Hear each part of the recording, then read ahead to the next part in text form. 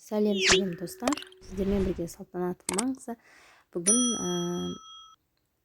өткенде біз осылай ілмек ілуді үйренген болатынбыз. Біз енді крючокпен тоқуды, платочный вязканы үйренетін боламыз. Қазір бірінші петлядан емес, екінші петлядан бастап іліп аламыз. Осылай бір іліп алғаннан кейін екінші петлядан өткіземіз. Екінші петлядан өткізіп, тағы да сол петлядан өткіземіз. Дәл осы видеодағыдай петляны осылай іліп алмаймыз. Үшінші петляны тек қана бір петляны өткізіп, екінші петляға өткізіп, осындай өткізу жолын платочная вязка деп атайды.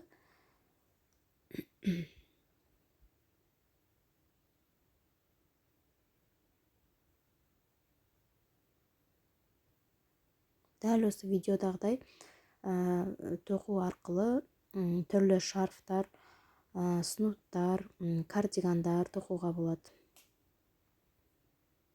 Осы крючокпен. Және де менің спицамен платочная вязка тоқу жолын да көре аласыздар видеоларымның ішінен.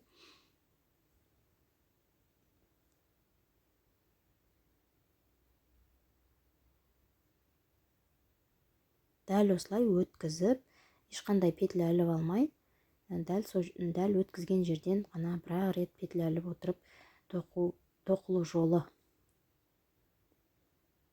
Ешқандай қиындығы жоқ. Бұның ерекшелігі тек қана петляны ілген кезде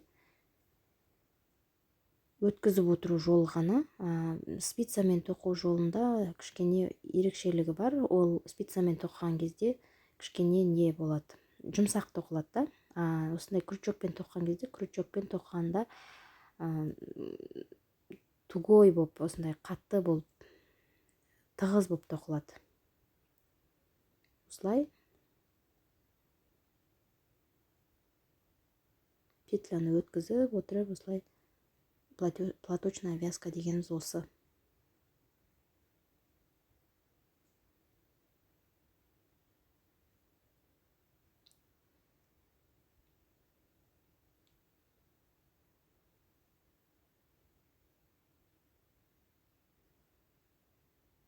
Осылай бір өткізесіз, келесіден өткіземіз осылай. Ешқандай жіп ілмейміз.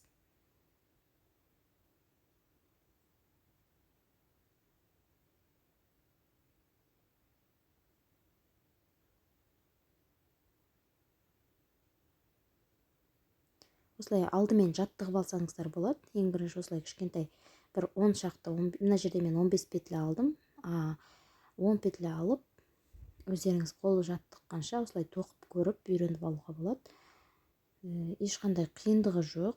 Тек шатасып кетпей, жіп ілмей, тек қана осы бір өткізіп, екінші жіптен өткізіп отырсаңыздар, ол платочная вязка деп аталады.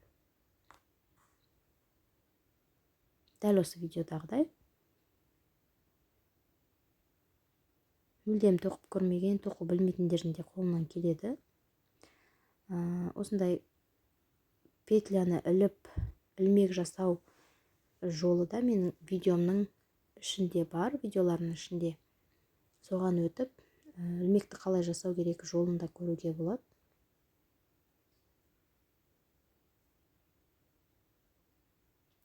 Менің каналыма жазылып, қолдап отырыңыздар.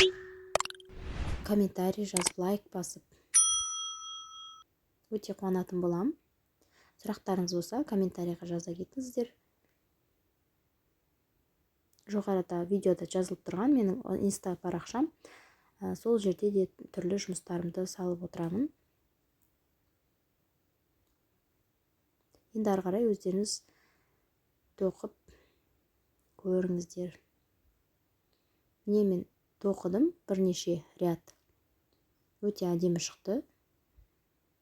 Осындай болады. Платочная вязка деген оң жақ, теріс жағы деген болмайды. Екі жағы да бірдей болады.